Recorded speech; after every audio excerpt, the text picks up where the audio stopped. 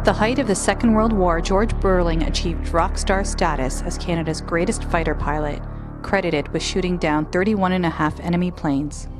Well, during the war, George Buerling would have been a household name. Everyone would have recognized his face. He appeared in victory band rallies across the country. He had that sort of dangerous look about him. So the story was that he drove women crazy. He was a very modern celebrity in a pre-modern age. He was born in Verdun, Quebec in 1921 and took his first flight at 12 years old. At the outbreak of World War II, he tried to join the Royal Canadian Air Force but was rejected because he lacked the academic credentials. He headed overseas and after several attempts was finally accepted by the Royal Air Force.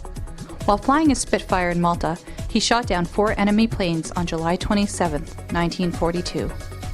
During that time, he shot down 27 planes in a 14-day stretch.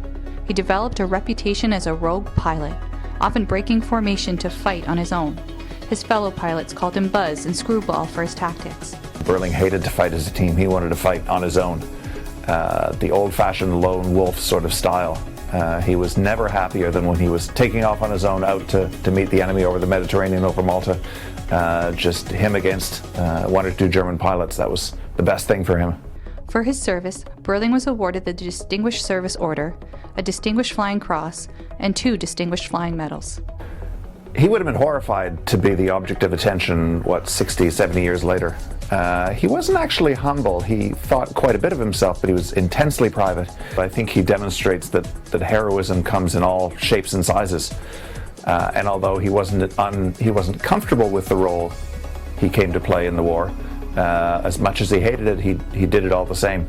Following the war, he joined the Israeli Air Force in 1948. He died that year while on a test flight. He was buried in Israel in 1950. For the London Free Press, I'm Kelly Pedro.